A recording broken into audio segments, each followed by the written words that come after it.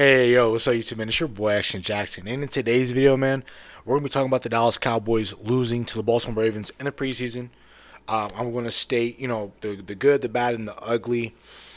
We did lose 31-13. We're going to have some things we're going to have to talk about. Nothing serious, again. It's just things that I'm witnessing and things that I'm trying to warn people to say, temper expectations.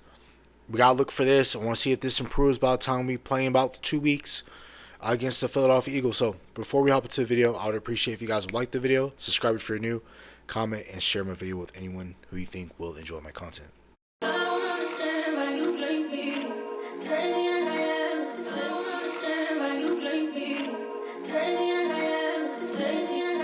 talk about the good. I don't want to start out my video, particularly this video or just videos moving forward, talking about the negative. The first thing, things I want to talk about that was positive. I'm going to start on the defensive side and then I'll move to offense. Defense, the players I like that were playing very well in today's game. Shamar James. I really love the way in which Shamar James was playing. He blew up a screen pass. He was making plays in the backfield in some run defense games. Snaps, I'm sorry, when we were able to stop the run at times. Very few and in between we were able to do that. I love what he was able to do in the backfield. Same goes with Damone Clark. I really like the way Damone Clark has been playing under this regime. Again, his physical attributes has never been a problem. It's always been about him seeing it and him going to go get it. So Matt Eberflus is able to change around this linebacker room and just have them hold the fort down until number 0 or Agent 0 comes back to Marvin Overshown. Then I think we're in great hands. I think we have a lot of athletic linebackers that can make plays. And as long as Maris Leafau, Sam Bourne, Shamar James, and Damone Clark can hold it down until DeMarvin comes back, I think we're going to be fine at that position group, in my opinion, from what I saw just in the two preseason games. Secondary, I like the way in which Kyer Elam was out there tackling. I like the way he was out there to be solid in coverage and break some passes up. I really like the way it was on the right sideline. Cooper Rush was in the game. They threw the ball on Kyer Elam. He broke the pass up for a PBU, and he still tried to go jump over the wide receiver, trying to pick the ball off. I like him trying to make plays like that, advantageous. I love that because we're going to need a play like that where PBU on AJ Brown or Smitty, and he has the length enough to jump over one of those guys and try to pick the ball off. I like that. Those just little things that I'm seeing that I really like from Kyer Elam. Again, already talked about it before, not afraid to tackle. Andrew Booth, he was looking god-awful and god-terrible before that pick six. He picked the ball off, and he was still getting burnt, but he was still making plays. So that's somebody I have to give credit to because we like to crap and poop a lot on Andrew Booth because it's easy to do. But I like the way in which he bounced back after not having really a good quarter. He gets that pick six, and it was from then on, it was decent showing from him. We're going to move to the defensive line. I really like the way James Houston has been playing, and that was a defensive end that came from Detroit. He's over here now in Dallas with us. It was a last little minute pickup. We picked him up right before Oxnard. You'll see clips of him working after training camp, working on his pass rush moves. He's a hell of a pass rusher. I really love the way in which he's been playing the past two preseason games. There should not be a reason as to why he's not on this field. And there's a reason why he should not be on this team. And now whose spot does he take is my question. I do feel like James Houston should make the 53-man roster, in my opinion. I don't know if he clears waivers. If he's able to, even better. But that's somebody I kind of want to stick around. That's, again, another pass rusher to add to Ezraku, Micah, whenever he gets his deal done. Dante, Sam Williams, Marshawn Nealon. I don't know. I really like what James Houston has been able to do off the edge, and his play has not been unnoticed by me. I have been paying attention. I really like the way in which he's been playing football. Now, along that defensive line, I'm really proud of what Perron Winfrey was able to do. It was right before the end of the first half, I want to say, and I was watching the game. Perron Winfrey dealt with the right guard who cannot handle with power, and Perron Winfrey just went straight down the middle of his chest, blew back the right guard, put him right on his backside, the offensive guard, and Cooper Rush tried to hurry up get the ball out, short-armed it. He doesn't have a good arm anyway.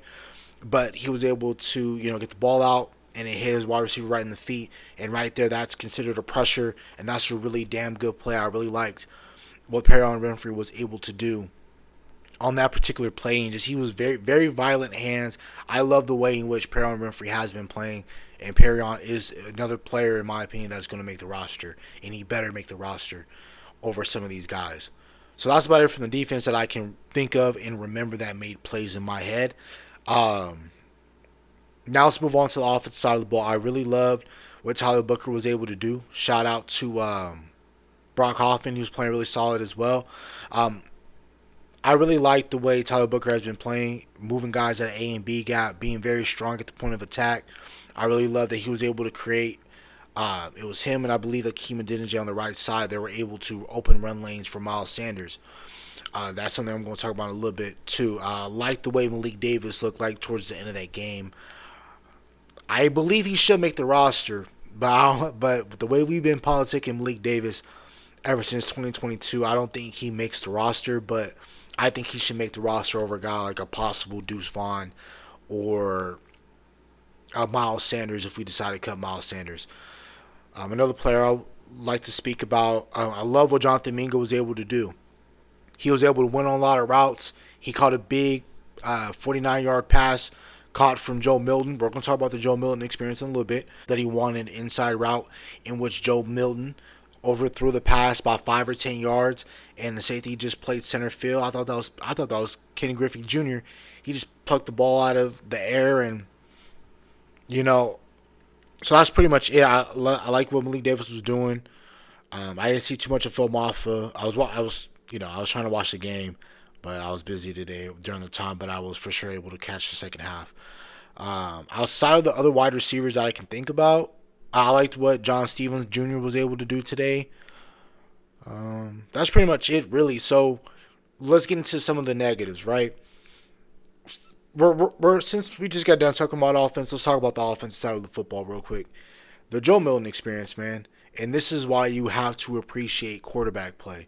And this is what I mean by that. When you have a good quarterback that when he's healthy, he's easily a top 10 quarterback. Numbers, stats, games, performances, all that really shows when you have a really solid quarterback how much better your team is and how deficient you are in other spots when you're trying to evaluate the quarterback position.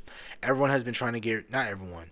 Most people have been trying to get rid of Dak Prescott for the longest. Ever since he really got here, everyone has been trying to get rid of him. The front office has, fans, everyone has been trying to get rid of Dak Prescott. And it just goes to show you how hard it is to evaluate the quarterback position. We spent draft capital on Trey Lance. It didn't work. He goes over to the Chargers with a real scheme, with a real coach that knows how to deal with the quarterback play. Because again, the other Harbaugh brother, they damn near twins. We speak for the coach for 49ers. He's over there in Chargers now, right? He does a really good job developing his quarterbacks. Trey Lance goes over there. He looks like a solid quarterback. He looks playable. We get Joe Milton. He looks solid with the Patriots. He comes over here. He looks unplayable. Again, we talk about Joe Milton, right? So, for example, let's talk about the Joe Milton experience. We in the first quarter, we run a play action play going to the right side. We run not a play action play. To be specific, we run a boot action to the right side. Bam, we run it. We go off to the right side. I don't have film in front of me. I'm just remembering what I saw and how I seen the play in my eyes, right? Boot action to the right side. We have Schoonmaker wide open in the flat. We have Hunter Lipke running the play action boot. He's running the little crosser down the right hash. And then there's 3 options. It's Schoonmaker, Hunter Lipke, Joe Milton can run. And it's like 3rd and 6, 3rd and 8. It's kind of 3rd and manageable. Joe Milton can either run with his legs, go get the first down. He can either dump it off to Luke Schoonmaker to make it a manageable 4th down. Or he can throw it to Hunter Lipke. What does he do? He throws the intermediate pass, the covered pass to Hunter Lipke. Doesn't separate. PBU for the defense. Now we got to punt. In a situation like that, I want my quarterback, and that's why guys like Cooper Rush and the lesser talented quarterbacks are able to stay in the league for as long as they can, because they understand that in the league, if you keep the chains moving, and the more you're able to sustain drives, the more you will stay around in the league. That's why Cooper Rush looked a lot better today than what Joe Milton did. Cooper Rush is able to sustain drives, keep the ball going. Joe Milton plays real life football like how I play Madden. He's always looking for the deep shot.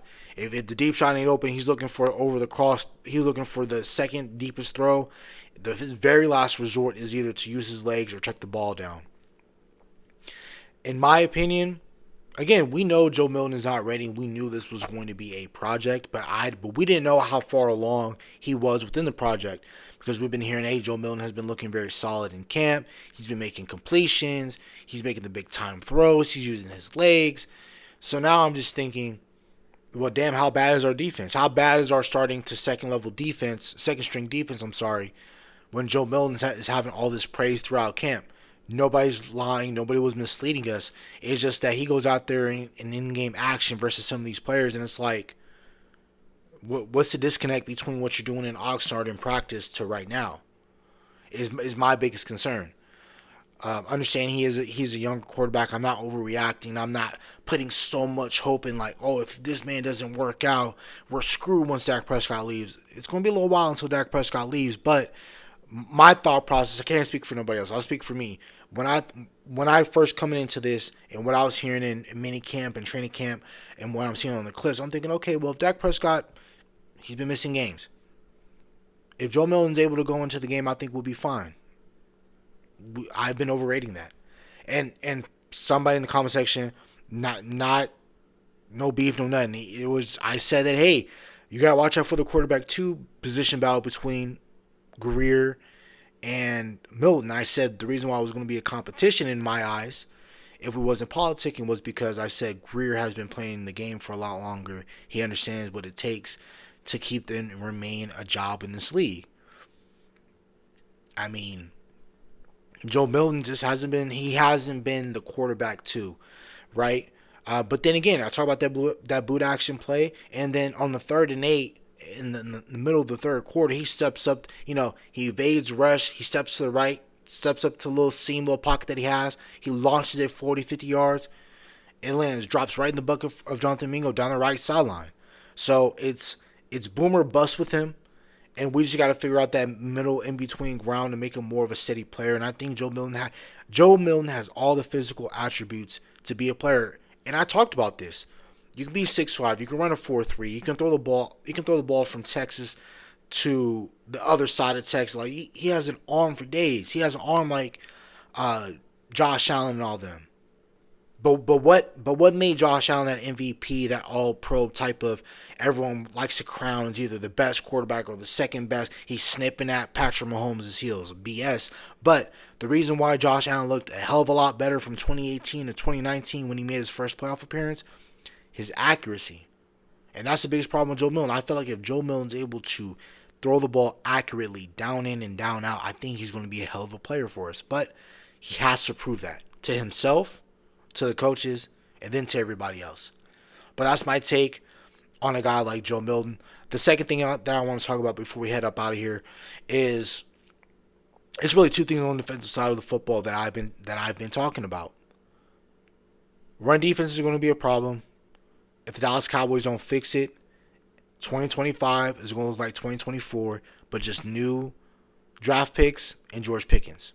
That's all I'm going to talk about. I'm tired of being super animated and passionate about this topic. We just don't care about stopping the run. And if they don't care, I don't care. I'm not going to stress about it. I ain't going to lose sleep. Quarterback room. Outside of the players making the plays, Ezra McQuamu, Zion Childress, Kyer Elam, Booth will make a few plays here and there. We need to fix the secondary and the secondary depth. Leave that where it goes. In the running back room. This is the Joneses doing, and this is why we'll never be where we want to be as long as Joneses have their hands. And the way we roster build, players start and do not start. Plenty of players exposed. Cole Beasley was the first to say it, along with Dez. They have say on who plays and who doesn't. There's no way that Javonte Williams behind should not be playing football, but Miles Sanders is playing and everybody else that's healthy is able to play, but Javonte Williams on the sideline not playing. I said, if there's no way that there's no way that we have a question mark at the running back position, and you do not want to play Javonte Williams out there. I think if Miles Sanders is playing, so should Javonte Williams, in my opinion. I'm not going to get into it. That's it. So that's better for the video. Hope you guys have a nice day. Stay safe, stay blessed.